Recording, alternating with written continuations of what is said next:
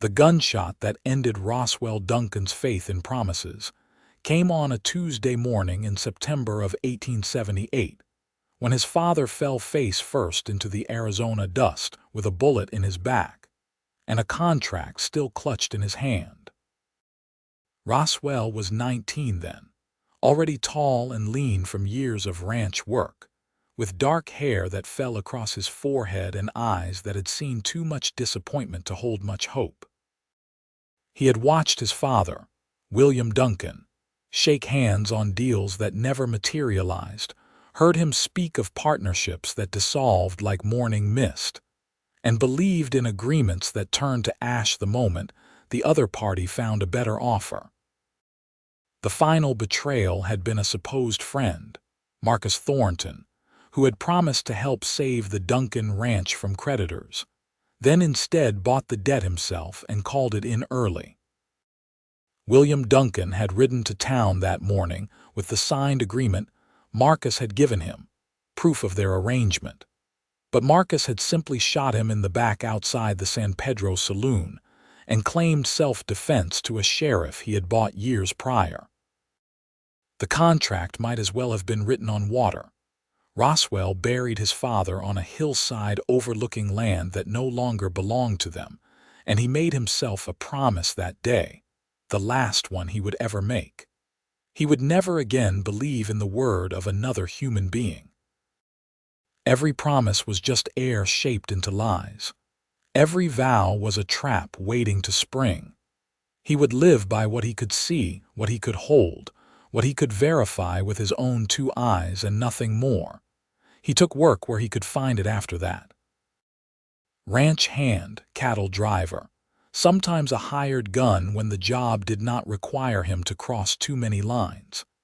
He was good with horses and better with a rope, and he kept his word when he gave it, which was rare, but he never expected the same from anyone else. Arizona territory was hard country in those years, full of men running from something and women trying to build something, and Roswell moved through it like a ghost, never staying long enough to put down roots, never trusting enough to make friends. By the spring of 1882, he was 23 and working on a cattle ranch outside San Pedro, which was really just a scatter of buildings along a dry creek bed, hardly worthy of being called a town. There was a general store, a saloon, a blacksmith, a church that doubled as a schoolhouse, and maybe 24 permanent residents. The ranch where Roswell worked belonged to an Englishman named Pritchard, who had come west with more money than sense, and was slowly learning that Arizona did not care about your accent or your lineage. Roswell had been there 3 months, which was longer than he usually stayed anywhere, but the work was steady and Pritchard had the decency to pay on time. It was enough. Then Temperance Hartley arrived on a Thursday afternoon in April, stepping down from the stagecoach with a carpetbag in one hand and a letter in the other, and Roswell's carefully constructed world began to shift beneath his feet. He was in town picking up supplies when the stage rolled in, and he would not have paid much attention except that she was the only passenger, and the driver was arguing with her about something. Roswell leaned against the post outside the general store, rolling a cigarette, and watched with detached curiosity. She was young, maybe 21 or 22, with auburn hair pinned up under a simple bonnet and a dress that had seen better days but was clean and well-mended. She stood maybe 5.5 feet tall, and there was something in the set of her shoulders that suggested she was not accustomed to backing down. "I am telling you, the fare was already paid," she said, her voice clear and firm. "Mr. Henderson paid it in Tucson before I left." The driver, a heavy-set man named Coates, shook his head. "I got no record of that. You owe another $2. "Then your record is wrong." She held up the letter. "I have it here in writing. He promised the fare would be covered, and he is a man of his word." Roswell almost laughed at that. A man of his word. He wondered how long it would take Arizona to teach her otherwise. Coates was getting red in the face. "I do not care what some letter says.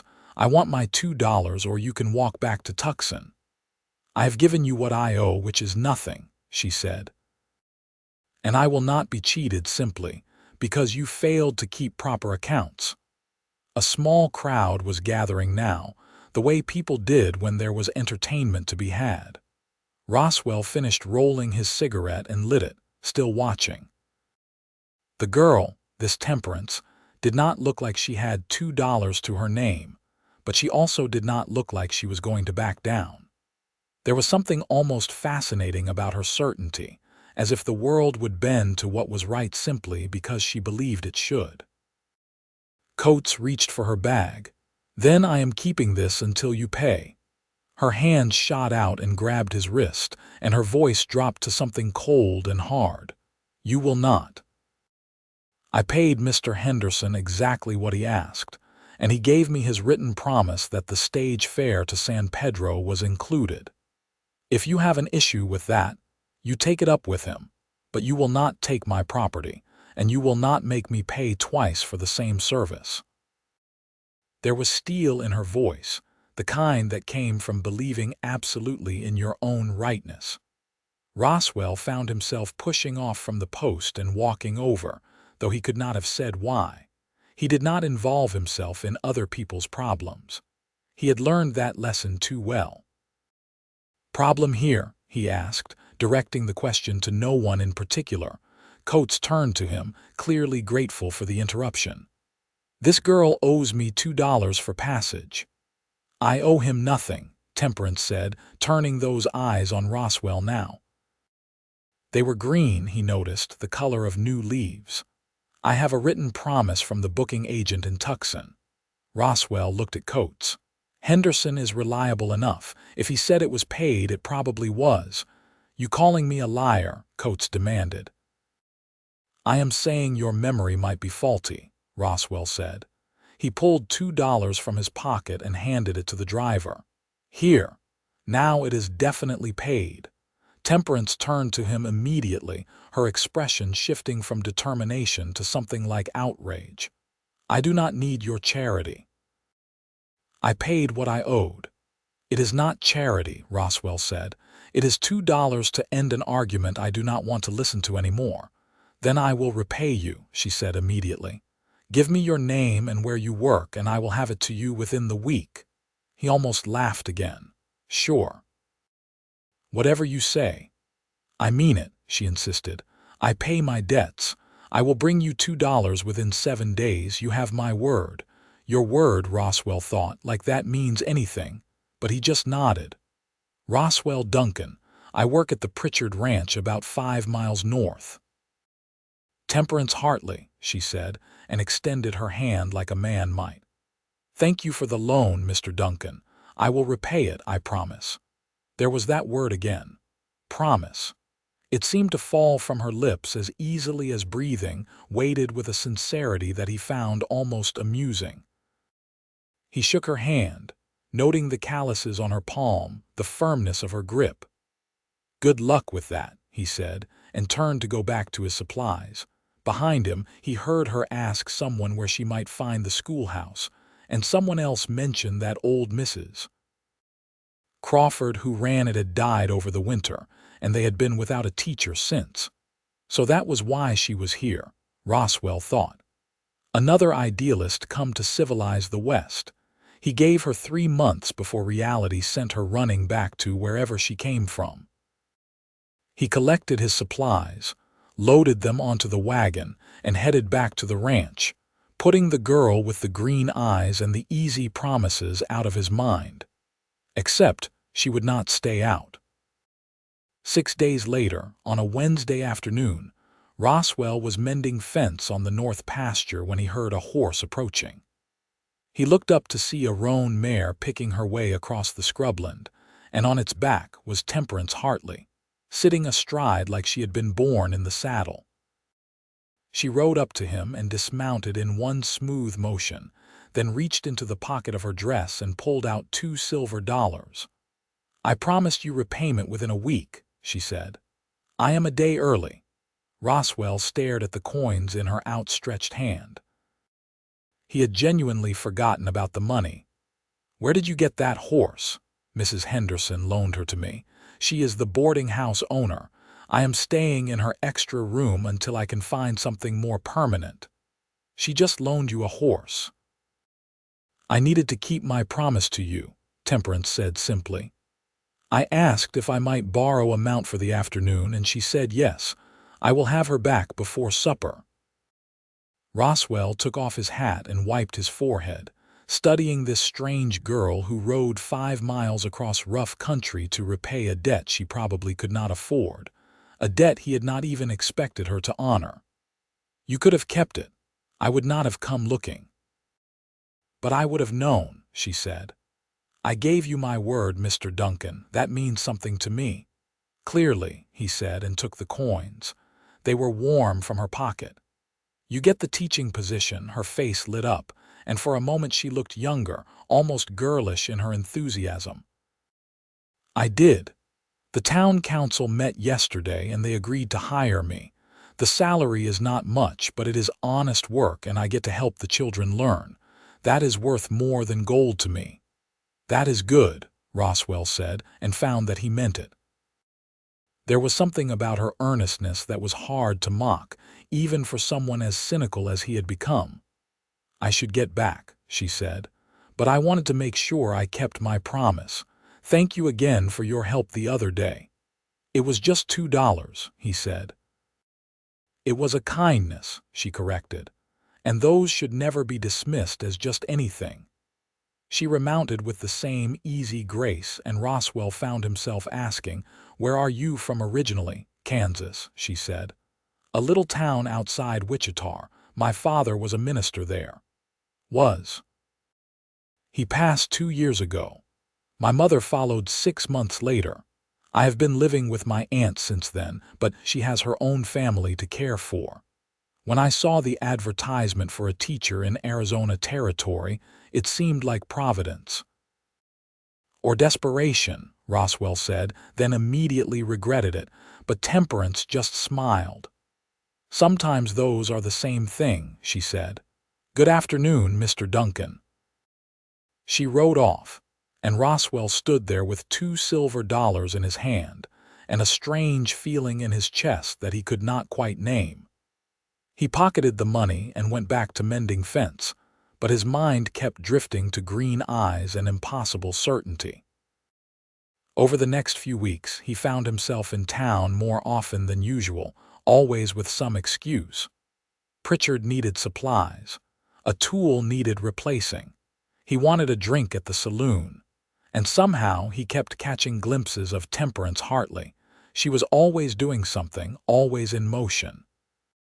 He saw her outside the schoolhouse one day, teaching a group of children their letters in the shade of a cottonwood tree. He saw her at the general store, carefully counting out coins for flour and beans. He saw her at the well, helping an older woman carry water back to her house. And always, she carried herself with that same quiet certainty, as if the world would eventually align with her expectations simply because she refused to accept otherwise. It baffled him. It intrigued him. It annoyed him. He tried to ignore it. Then, on a Saturday in early May, he was in the saloon nursing a whiskey when he overheard 2 ranch hands from a neighboring spread talking about her. "Pretty little thing," one of them said. "A man named Jessup with a reputation for being rough with women. I asked her to dinner, real polite-like, and she turned me down flat." "Maybe she is particular," the other said. "Maybe she needs to learn some manners," Jessup replied. "These schoolteacher types, they come out here thinking they are better than everyone else. Someone ought to teach her this is not Kansas anymore." Roswell felt his jaw tighten. He told himself it was not his business. Temperance Hartley could take care of herself. She had already proven she was not helpless. But when Jessup and his friend left the saloon, heading in the direction of the boarding house where Temperance stayed, Roswell found himself finishing his drink and following them out into the evening air. He caught up to them just as they were knocking on Mrs. Henderson's door. Temperance answered, still in her teaching dress, her hair starting to come loose from its pins. "Miss Hartley," Jessup said, putting on a smile that did not reach his eyes. "I was hoping we could talk about that dinner invitation." "I already gave you my answer, Mr. Jessup," she said calmly. "I am not interested." "Now, that is not very friendly," Jessup said, and put his hand on the door frame, blocking her from closing it. "I am just asking for a chance to get to know you better." "And I am declining," she said. "Please remove your hand." "Maybe you did not understand," Jessup said, his voice hardening. "I am not really asking." Roswell stepped up behind them. "She understood fine, Jessup. You are the one who seems confused." Jessup turned, his expression darkening when he saw Roswell. "This is not your business, Duncan." "I am making it my business," Roswell said. "The lady said no. Time for you to leave." "You her protector now," Jessup sneered. "Did not know you cared about anything besides your next paycheck." "I care about men who cannot take no for an answer," Roswell said. "Now move along before this gets unpleasant." Jessup looked like he wanted to push it, but his friend grabbed his arm and muttered something about not wanting trouble. After a long moment, Jessup stepped back, spat into the dirt and walked away, throwing a dark look over his shoulder. Roswell turned to Temperance, who was watching him with an expression he could not quite read. "You all right?" "I was handling it," she said. "I know," he said. "But there is no harm in making sure." "Thank you," she said, and then, after a pause, "Would you like to come in for coffee, Mrs. Henderson makes a pot every evening, and I feel I owe you another debt." "You do not owe me anything," Roswell said. "Then consider it gratitude instead of debt," she said. "Please." Against his better judgment, he found himself nodding and following her inside. Mrs. Henderson's boarding house was small but clean, with lace curtains and doilies that spoke of a woman trying to maintain civilization in a place that resisted it. The older woman herself was in the kitchen, and she brought out coffee and cornbread without comment, though her sharp eyes missed nothing as she looked between Roswell and Temperance. They sat at the small table in the parlor, and for a moment neither spoke. Then Temperance said, "You seem to make a habit of helping me." "You seem to make a habit of needing it," Roswell replied, then softened it with, "Though from what I have seen, you can handle yourself just fine." "My father taught me that standing up for yourself is not the same as being unkind," she said. "You can be firm without being cruel. You can draw boundaries without drawing blood." "That is a nice philosophy," Roswell said. "Does not always work in practice." "It works if you hold to it," she said. "If you make it your principle and refuse to compromise. That is what a promise is, really. It is a principle made personal. When I promise something, I am saying this is my line, this is what I stand for, this is what you can count on from me." Roswell took a sip of his coffee, which was strong and bitter, exactly the way he liked it. "Most people do not see it that way. Most people do not keep their promises," she said. "But that does not mean the promise itself is worthless. It means the person breaking it is." "That is harsh," Roswell said. "That is true," she replied. "A promise is a holy vow, Mr. Duncan. It is your word made sacred. Breaking it does not just harm the other person. It harms you. It damages something essential in your character." He thought of his father, clutching that worthless contract as he died. He thought of Marcus Thornton, who had promised help and delivered betrayal. He thought of every handshake deal that had dissolved, every agreement that had been worth less than the paper it was written on. "You have a lot of faith in human nature," he said quietly. "I have a lot of faith in what humans can be," she corrected. "I know what we are capable of when we fail. I have seen it. But I also believe we are capable of being better, of holding ourselves to higher standards. That is what separates us from animals, Mr. Duncan. We can make choices about who we are and who we want to be, and those choices matter. You really believe that, he said, and it was not quite a question. With everything in me, she said. I have to believe it.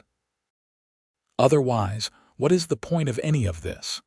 If we cannot trust each other, if we cannot rely on each other's word, then we are just strangers competing for resources. And I refuse to live in that world. That world is the one we have got, Roswell said. Then I will work to change it, Temperance replied. One promise kept at a time. Roswell studied her across the table, this woman with her impossible ideals and her unshakable conviction, and he felt something in his chest that he had thought long dead stir weakly back to life. Not hope, not quite, but something adjacent to it. Curiosity, maybe, or longing. I should go, he said, standing. Thank you for the coffee. Thank you for the rescue, even if I did not strictly need it, she said, walking him to the door. Will I see you again? It is a small town, he said. Hard to avoid people. She smiled at that. I suppose that is true. Good night, Mr. Duncan. Roswell, he said. If we are going to keep running into each other, you might as well use my first name. Roswell, she repeated, and he liked the way it sounded in her voice. Then you should call me Temperance. That is a heavy name, he said. My father chose it. He believed in the importance of moderation in all things. Did you inherit that belief? She considered that. I think I inherited a belief in balance. In holding to your principles without becoming rigid, in being strong without being harsh. Is that moderation? Maybe. Or maybe it is just knowing who you are and refusing to compromise on the things that matter. Roswell nodded slowly. Good night, Temperance. Good night, Roswell. He walked back to his horse and rode through the dark toward the ranch. And for the first time in 4 years, he found himself thinking that maybe, just maybe, not everyone was a liar. That maybe, somewhere in this hard country full of hard people, there was one woman who actually meant what she said. It was a dangerous thought. Over the following weeks, Roswell found reasons to be in town every few days, and somehow those visits always seemed to coincide with times when Temperance was visible. He would see her leaving the schoolhouse with an armload of books, or walking to the store for supplies, or sitting outside the boarding house in the evening, mending clothes in the fading light. They fell into a pattern of conversation, brief exchanges that gradually grew longer. She would ask about his work, and he would tell her about the cattle and the horses and the endless work of keeping a ranch running. He would ask about her students, and she would light up, talking about how quickly young Sarah Mitchell was learning her numbers, or how Tommy Brennan had finally mastered his alphabet after weeks of struggle. You really care about them, he observed one evening as they sat on the bench outside the boarding house. Of course I do, she said. They are the future. What they learn now, the kind of people they become, that will shape this place for decades to come. It is sacred work, teaching. You are helping form human souls. That is a lot of pressure, Roswell said. It is a lot of responsibility, she agreed. But it is one I take seriously. When I tell a child I will help them learn something, I mean it. When I promise their parents I will do right by them, I keep that promise. It is the only way this works. What if you fail? He asked. What if you promise something and cannot deliver? She was quiet for a moment, watching the sun sink toward the horizon. Then I have broken something precious and I have to live with that. But that is why you do not make promises lightly, Roswell. You only promise what you know you can deliver, what you are willing to sacrifice for. Every promise is a piece of yourself you are giving away, so you have to be certain it is worth it. That sounds lonely, he said. Only giving yourself away piece by piece. It would be, she said, if the right people were not giving pieces of themselves back to you. That is what community is, what love is. It is promises made and kept over and over, building something stronger than any one person could create alone. He wanted to argue with her, to tell her she was naive, to explain how the world really worked. But sitting there in the gentle evening light, watching her profile as she gazed at the sunset, he found he did not want to be the one to disillusion her. Maybe because he was starting to suspect she was not actually naive at all. Maybe she just understood something he had forgotten. "I am sorry," she said suddenly. "I talk too much sometimes. My aunt used to say I could find a sermon in a cup of coffee." "I do not mind," Roswell said, and realized it was true. "It is good to hear someone who still believes in something." "What do you believe in?" she asked, turning to look at him. The honest answer was nothing. He believed in what he could see and hold and verify. He believed people were fundamentally selfish, and that promises were just pretty words that meant nothing when tested. But looking into her green eyes, he found himself saying, "I am still figuring that out." She smiled at that. "That is a fair answer. We are all still learning, I suppose." They sat in comfortable silence as the sky turned purple and gold, and when Roswell finally stood to leave, Temperance said, "You know, you come to town quite often these days." "Pritchard keeps needing things," he said. "Does he?" she asked, and there was amusement in her voice. "A ranch requires a lot of supplies," Roswell said, knowing she was not buying it. "I am sure it does," she said, "and I am glad for it. I enjoy our conversations." "So do I," he admitted. "Then maybe next time you do not need an excuse," she said. "Maybe you could just come to talk." "Maybe I could," he said. "I would like that," she said. "I promise you would be welcome." There was that word again, but this time it did not sting. This time, for reasons he could not quite explain, he believed her. Summer came to Arizona in its full, brutal glory, turning the land brown and harsh and unforgiving. The creek that gave San Pedro its tenuous claim to civilization shrank to a trickle, and water became the currency everyone counted. The schoolhouse closed for the summer months, as children were needed for farm work, and the building was too hot for learning anyway, and Temperance took on extra work to make ends meet. She mended clothes, helped at the general store, and sometimes assisted Mrs. Henderson with the boarding house.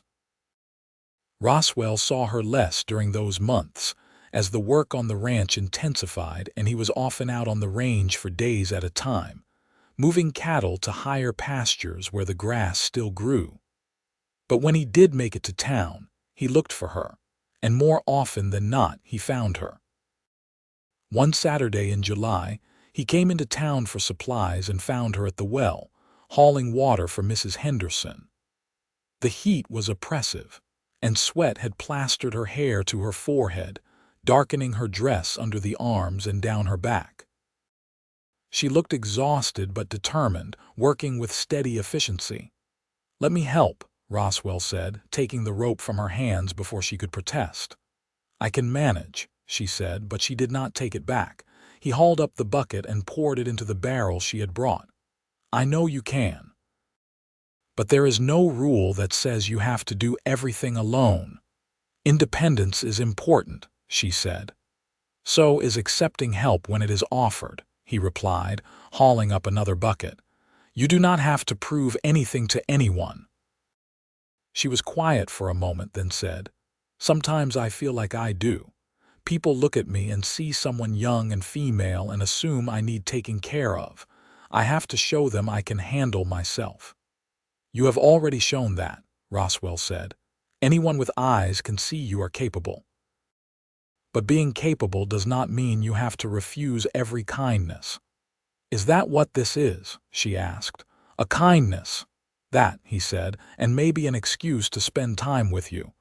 He saw her cheeks flush, and it was not just from the heat. "That is quite forward of you, Mr. Duncan." "Roswell," he reminded her. "And yes, I suppose it is. But I figure we have known each other a few months now. We have talked enough that I can admit I enjoy your company." "I enjoy yours too," she said quietly. Though I admit when I first met you, I thought you were one of the most cynical people I had ever encountered." "I probably am," he said. "Maybe," she agreed. "But I think there is something else under that cynicism, something that still hopes, even if you will not admit it." "Hope is dangerous," Roswell said, filling another bucket. "So is despair," Temperance replied. "At least hope has the chance of being rewarded." They worked together in the heat, filling barrels with water, and when they were done, Temperance said, "Would you like to walk with me? There is a place I found, up past the edge of town. It is cooler there and prettier." "I would like that," Roswell said. They walked in companionable silence, leaving the dusty street behind and following a narrow path that wound up into the rocks. The place she led him to was a small canyon, sheltered by high walls that blocked the worst of the sun. A few scrubby trees grew there, and the remnants of the spring that fed San Pedro's creek trickled down the rocks, creating a small pool. "I come here sometimes to think," she said. "It reminds me that even in harsh places, there is still beauty if you know where to look." Roswell sat on a flat rock near the pool, and Temperance sat beside him, close enough that their shoulders almost touched. They watched the water move over the stones, creating small eddies and whirlpools. "Can I ask you something?" Temperance said after a while. "Sure." "What made you stop believing in promises?" The question hit him harder than he expected. He had not talked about his father's death in 4 years, had not spoken Marcus Thornton's name aloud since the day of the funeral. But sitting there in that sheltered place, with this woman who believed in the sanctity of vows, he found the words coming out. He told her about his father, about the ranch they had lost, about the friend who had betrayed them. He told her about finding his father in the street with that contract still in his hand, worthless paper that had cost him everything. "His word meant nothing," Roswell finished. "The promises people made meant nothing. I learned that day that you can only trust what you can see and hold. Everything else is just air." Temperance was quiet for a long time. Then she said, "I am sorry that happened to you. That is a terrible thing to experience, especially so young." "It is just reality," Roswell said. "No," she said firmly. "It is one man's cruelty. It is one broken promise." "But that does not make all promises worthless, Roswell. It makes that man worthless. There is a difference." "How do you know which is which until it is too late?" he asked. "You do not always," she admitted. "That is the risk of trusting, but you look at a person's character. You watch what they do, not just what they say. Do they keep the small promises? Do they show up when they say they will? Do they treat people with respect and honesty? Those things tell you who someone really is." "And if you are wrong?" he asked. "Then you were wrong," she said. "And it hurts, and you learn from it, and you try again. Because the alternative is never trusting anyone ever, and that is not living. That is just survival, and you are worth more than that." He turned to look at her, this woman who spoke with such certainty, and asked, "How do you know what I am worth?" "Because I have seen you," she said simply. "I have watched how you treat people. You helped me when you did not have to. You intervened with Jessup when it was not your fight. You are here now, helping me carry water, listening to me talk about teaching and promises, and probably boring you to tears. You do those things because underneath all that cynicism, you are a good man, Roswell Duncan, and good men are worth believing in." Something in his chest cracked open, something that had been locked tight for 4 years. "You do not really know me." "Then let me know you," she said. "That is what I am asking. Give me the chance to prove that not everyone breaks their promises. Let me show you that some people mean what they say." "Why?" he asked. "Why does it matter to you?" She looked at him with those green eyes, and when she spoke, her voice was soft but steady. "Because I think I am falling in love with you, and I need to know if you can ever trust me. Because love without trust is just sentiment, and I want more than that. I want something real." Roswell felt like he had been hit in the chest. She had just said the words so plainly, without artifice or games, as if admitting to falling in love was as simple as remarking on the weather. "That is very honest," he managed. "I do not know any other way to be," she said. "I am not asking you to say it back. I am not even asking you to feel the same way. I am just telling you where I stand because that is what you deserve. Honesty and clarity." "I do not know if I can be what you need," Roswell said. "I do not know if I can trust the way you want me to." "Then we will figure it out together," she said. "One day at a time, one promise at a time, I will show you that I keep my word, and maybe eventually you will believe me. That is all I am asking for, a chance." He should have said no. He should have stood up and walked away, back to his safe cynicism, his comfortable distrust. But he did not want to. For the first time in 4 years he wanted to try. "All right," he said. "A chance." She smiled then, bright and genuine, and he realized he would do a lot to see that smile again. "Thank you," she said. "I promise you will not regret it." "That is a big promise," he said. "Then I had better keep it," she replied. They sat there by the pool until the shadows grew long, talking about everything and nothing, and when they finally walked back to town, Roswell took her hand. It felt like stepping off a cliff. It felt like coming home. The summer passed in stolen moments and slow realizations. Roswell found himself riding into town whenever he could justify it, and sometimes when he could not.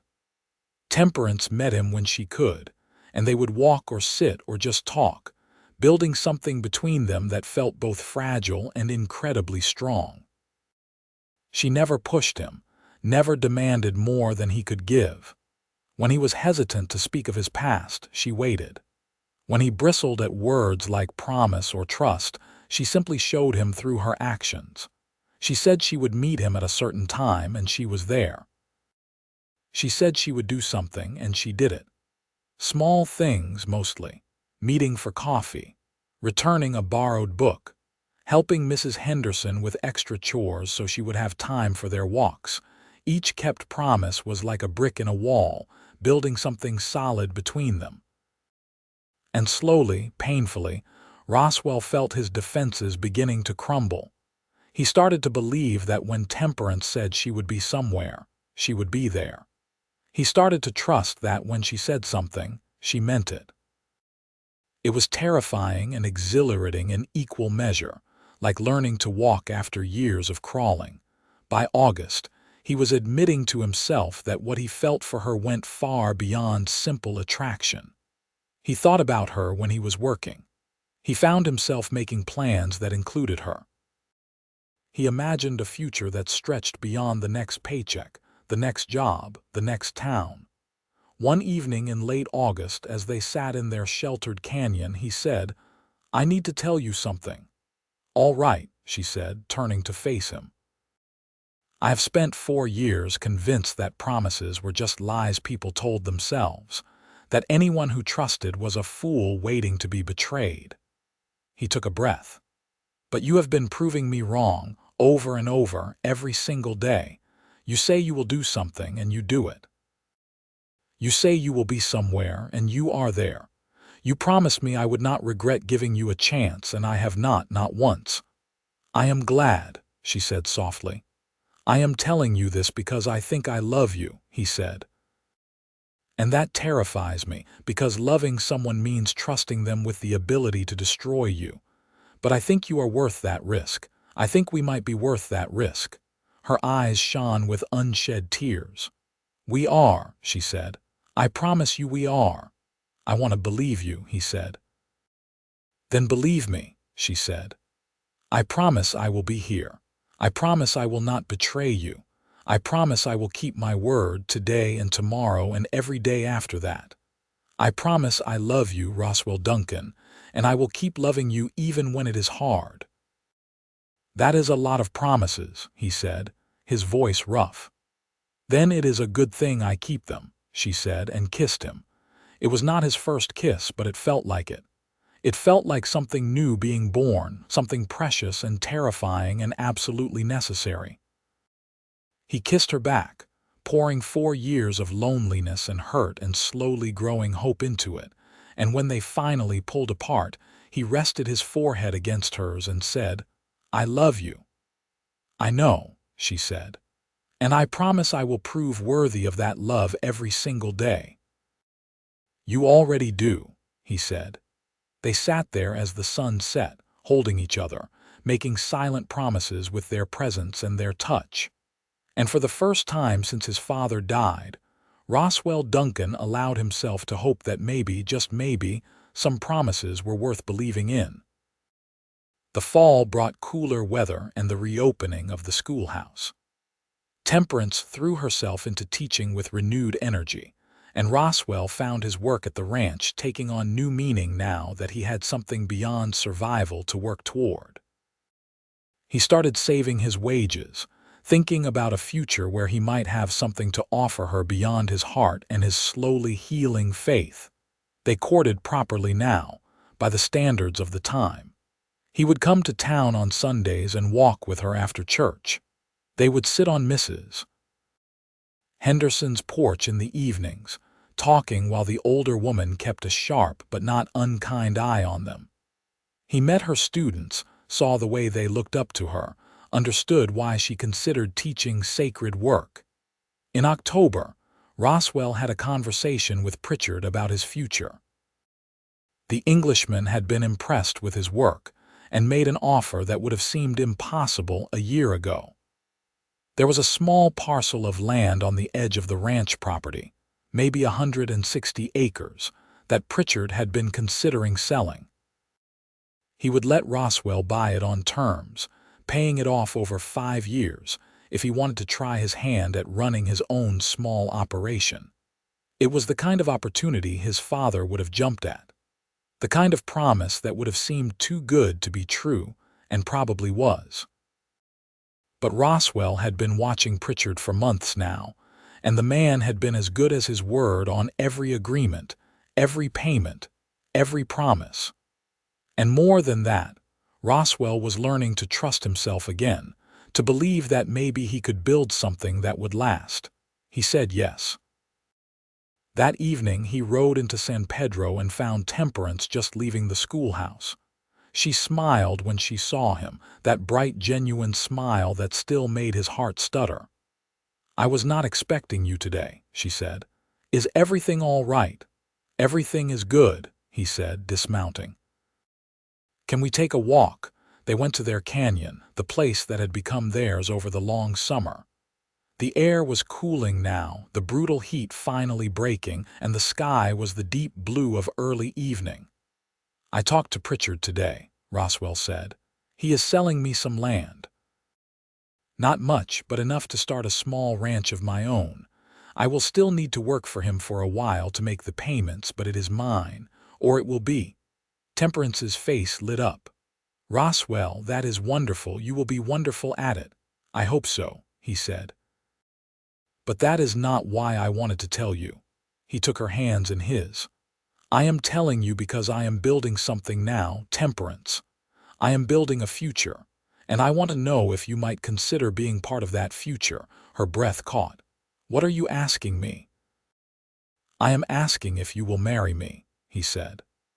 "I know I am still learning how to trust, still figuring out how to believe in promises again. And I know you could probably do better than a ranch hand with 160 acres and a head full of old hurts. But I love you and I want to spend my life proving to you that I can keep my promises too. Will you marry me?" Temperance Hartley, she was crying now, tears streaming down her face, but she was smiling too. "Yes," she said. "Yes, I will marry you. I promise I will marry you, and I promise I will love you, and I promise we will build something beautiful together." "That is a lot of promises," he said, echoing their conversation from months ago. "Then it is a good thing I keep them," she said, echoing her own response, and they both laughed through their tears. He kissed her then, there in the canyon where they had shared so much, where he had first told her he loved her, where she had promised him that some people were worth believing in. And he believed her. Finally, completely, he believed her. They were married in November of 1882 in the little church that doubled as Temperance's schoolhouse. Mrs. Henderson stood up with Temperance and Pritchard stood up with Roswell. The whole town came, it seemed, all 24 permanent residents and a handful of folks from outlying ranches. The ceremony was simple but heartfelt. When it came time for the vows, the part about promising to love and honor, Temperance said her promises with that same clear certainty she brought to everything, and Roswell found himself believing every word. And when it was his turn, when he promised to love and honor and cherish her for all their days, he meant it with everything in him. "I promise," he said, and the words did not taste bitter in his mouth anymore. They tasted like hope. They spent their wedding night in the small room Temperance had been renting from Mrs. Henderson, and if the accommodations were modest, neither of them cared. They had each other, and they had promises made and meant, and that was worth more than any luxury. "I am going to spend the rest of my life proving you right," Roswell murmured against her hair as they lay together in the darkness. "About what?" Temperance asked. "About promises being worth something, about trust being possible, about people being capable of being better than their worst moments." "You have already proven that," she said. "You are already better than you think you are." "Because you made me want to be," he said. "No," she corrected gently. "Because you chose to be, I just showed you that you could." They built their life together over the next year, piece by careful piece. Roswell worked on the Pritchard Ranch and started developing his own land in the hours around that work. Temperance continued teaching, her salary helping to buy the supplies they needed, the tools and fencing and livestock. It was hard work, brutally hard sometimes, but they did it together. When Roswell doubted, Temperance steadied him. When Temperance worried about money, Roswell reminded her of how far they had come. They learned each other's rhythms, each other's needs, each other's fears and hopes. And through it all, they kept their promises to each other. When Roswell said he would be home by supper, he was. When Temperance said she would help mend fence on Saturday, she did. Small promises, ordinary promises, the kind that built a life. And each one was another brick in the foundation they were creating, another proof that trust was not just possible but real. In the spring of 1883, they finally moved into the small house Roswell had built on their land. It was rough and simple, just a few rooms and a porch, but it was theirs. Temperance cried when she saw it, and he hoped they were happy tears. "It is perfect," she said. "You promised me we would build something beautiful, and you were right. This is beautiful." "It is just a house," he said. "It is a home," she corrected. "It is ours. That makes it beautiful." That summer, Temperance discovered she was pregnant. She told him one evening as they sat on their porch watching the sunset, and Roswell felt a wave of emotion so strong he could barely speak. Joy, terror, hope, fear, all tangled together. "Are you all right?" Temperance asked, watching his face. "I am going to be a father," he said. "I do not know how to be a father. Mine died before he could teach me much, and what he did teach me was mostly about disappointment." "Then you will teach our child different lessons," Temperance said. "You will teach them about keeping promises, about working hard, about building something that lasts, about love and trust and hope." "What if I fail them?" he asked. "What if I break my promises?" "Then you will be human," she said. "And you will apologize and you will do better next time. That is what promises really mean, Roswell. Not that you will never fail, but that you will keep trying, keep showing up, keep choosing to be better. I have faith in you." "I will try," he said. "I promise I will try." "That is all anyone can ask," she said, taking his hand. Their son was born in February of 1884. in the middle of a cold snap that had ice forming on the water troughs. The birth was difficult, and for a few terrifying hours, Roswell thought he might lose them both. But Temperance was strong and the baby was healthy, and when the doctor finally placed the squalling infant in Roswell's arms, he felt his heart crack open in a whole new way. "What should we name him?" Temperance asked, exhausted but smiling from the bed. Roswell looked down at the tiny face, red and wrinkled and absolutely perfect. "William," he said, "after my father. He deserves to have his name carried on by someone who will honor it." "William Duncan," Temperance said. "That is a good name, a strong name." "I promise I will be a better father than mine got to be," Roswell said to his son. "I promise I will teach you what it means to keep your word, to be someone people can trust. I promise I will love you and your mother with everything in me." "He knows," Temperance said softly. "He knows." Life settled into a new rhythm with a baby in the house. The work was still hard, maybe harder now with less sleep and more mouths to feed, but there was a joy in it that Roswell had never experienced before. Watching his son grow, seeing Temperance with their child, building their small ranch into something sustainable and even modestly successful, it all felt like proof that good things could last, that promises could be kept. Young William was a happy baby, quick to smile and curious about everything. As he grew into a toddler, he followed his father everywhere, learning the work of the ranch before he could even talk properly. And Temperance, balancing motherhood with her teaching, showed the same dedication to both roles, keeping every promise she made to her students and to her son.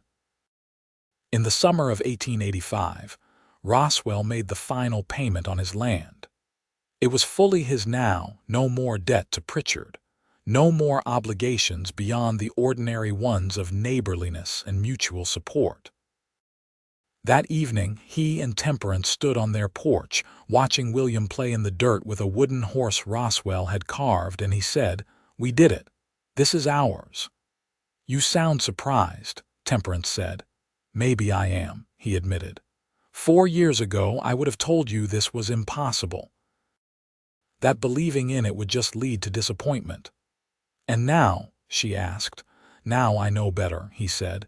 "You taught me better. You promised me we would build something beautiful, and you kept that promise." "We kept it together," she corrected. "All those promises we made to each other, we kept them together. That is what makes this work, Roswell. Not one person carrying everything, but 2 people sharing the load, keeping their promises to each other, day after day." He pulled her close, and they stood there watching their son play, and Roswell felt a contentment he had never imagined possible. The land was harsh, the work was hard, but they were building something that would last, something founded on promises kept and trust earned. Over the next few years, their ranch grew. They added more cattle, improved the house, built a proper barn. William grew into a bright, energetic boy who loved the ranch and the animals and especially the horses.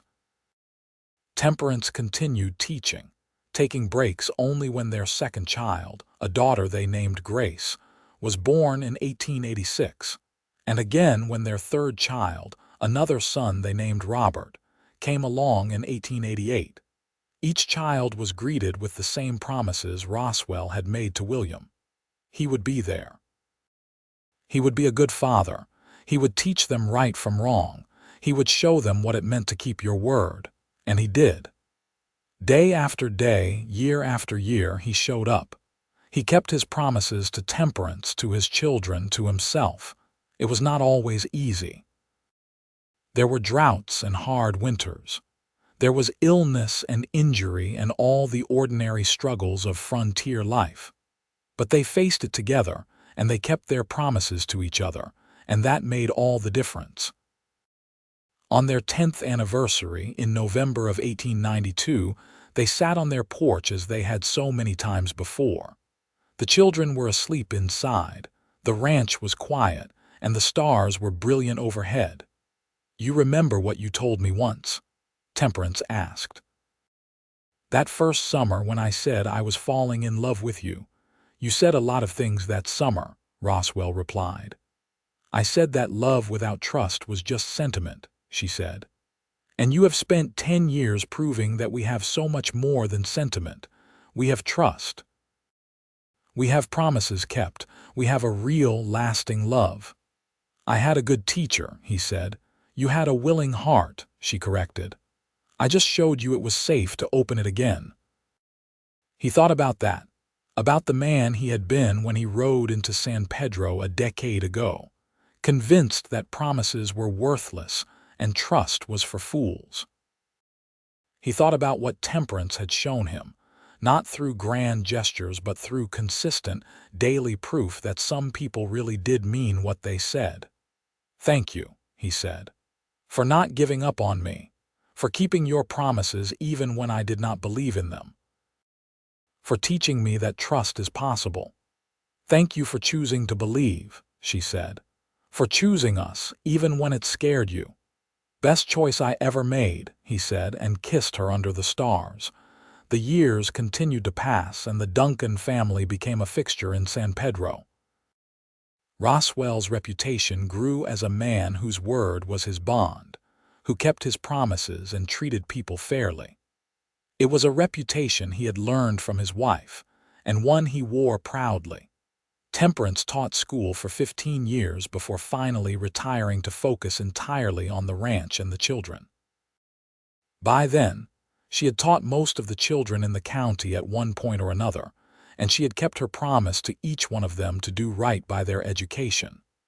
Many of her former students stayed in the area, became neighbors and friends, and they would often comment on how Mrs. Duncan had been the teacher who believed in them, who had promised they could learn and then made sure they did. William grew into a young man much like his father, steady and hardworking and true to his word. Grace became a teacher herself, inspired by her mother's example. Robert took over more and more of the ranch work as Roswell aged, learning the lessons his father taught about integrity and keeping promises. In 1902, 20 years after their wedding, Roswell and Temperance sat on their porch and watched their grandchildren play in the yard. William had married and had 3 children of his own now, and they visited often, filling the house with noise and laughter. "We built something pretty amazing," Roswell said. "We did," Temperance agreed. 3 children, 6 grandchildren so far, a successful ranch, a good life. All because we kept our promises to each other. "You know what is funny?" Roswell said. "I spent so many years convinced that promises were worthless, that they would always be broken. And then you showed up and promised me things would be different, and I have spent 20 years watching you prove that right.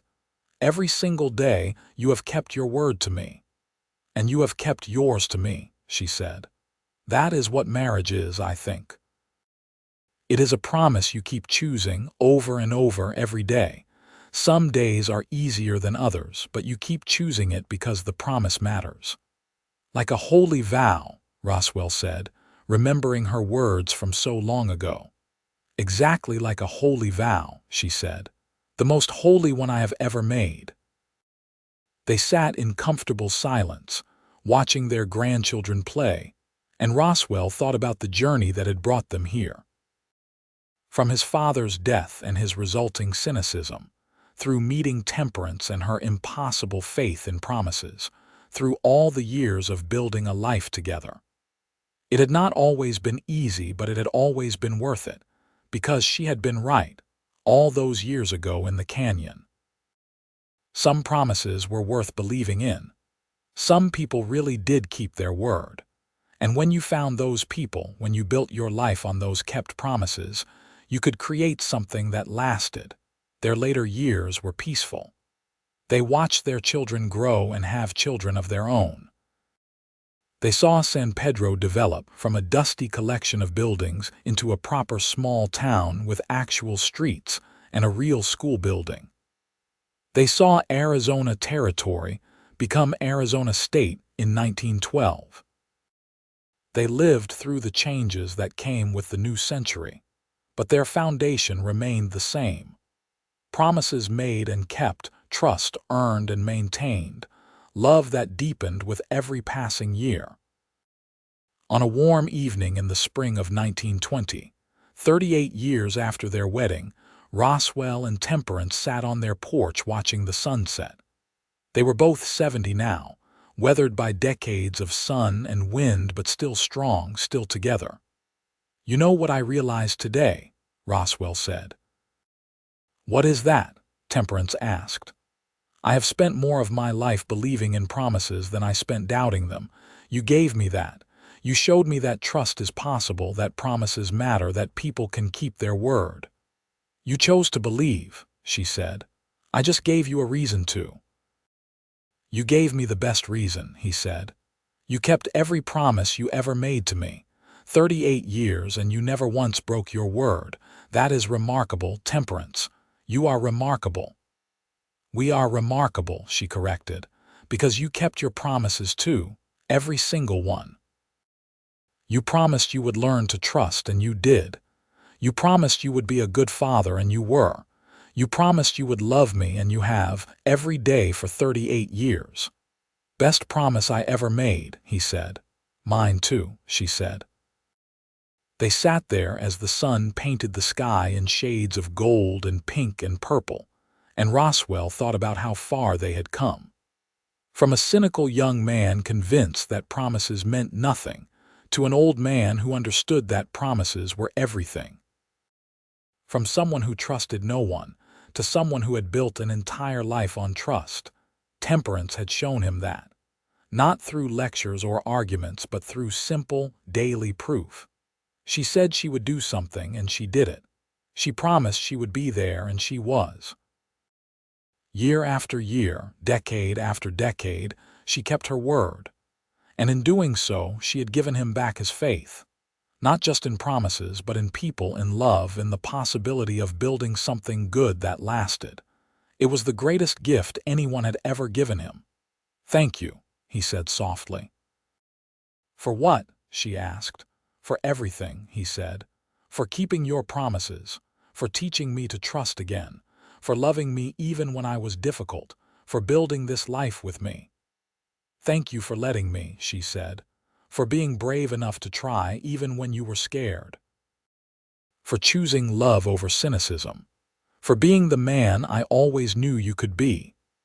They sat there holding hands as the stars came out, and Roswell thought that if his life ended right then, he would have no regrets. He had been loved by a woman who kept her promises like holy vows, and he had learned to do the same. What more could anyone ask for? Roswell lived another 5 years, passing peacefully in his sleep in the spring of 1925 at the age of 75. Temperance followed him less than a year later, in the winter of 1926, also 75. They were buried side by side on the hill overlooking the ranch they had built together, the land that had been the physical manifestation of their kept promises. Their children and grandchildren and great-grandchildren gathered for the funerals, and they told stories about Roswell and Temperance, about how they had loved each other completely, about how they had kept their word no matter what, about how they had shown everyone around them what it meant to make a promise and keep it. William stood at his mother's graveside and said, "They taught us that promises matter, that your word is your bond. That trust is the foundation of everything good in this world." They lived that truth every single day of their marriage, and they left us that legacy. We should all be so lucky. And everyone agreed, because everyone who had known Roswell and Temperance Duncan had seen it.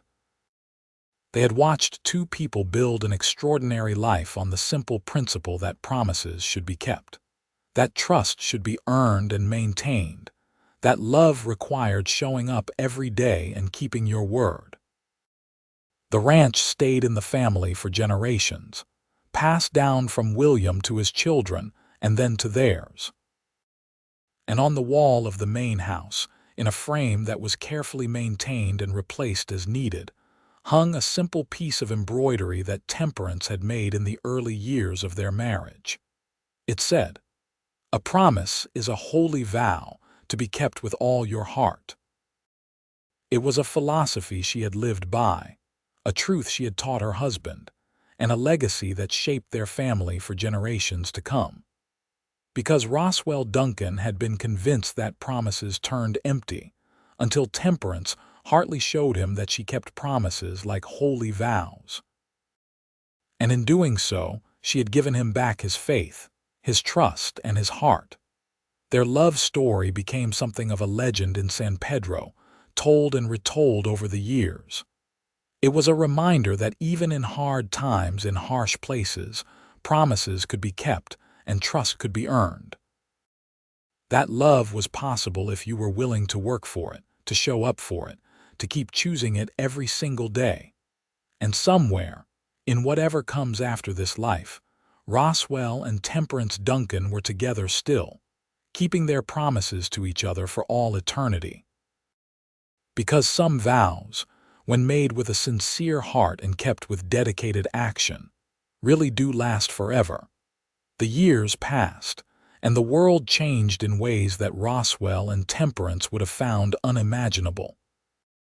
But on that hillside in Arizona, overlooking the ranch they had built with hard work and kept promises, their graves stood as a testament to something that never changed: the power of trust, the strength of integrity, and the enduring beauty of promises kept like holy vows. Their story lived on, teaching new generations what Temperance had taught Roswell all those years ago in San Pedro, that promises were not empty words to be broken on a whim, but sacred vows to be honored with every breath and every action. And for those willing to listen, willing to learn, it was a lesson that could change everything.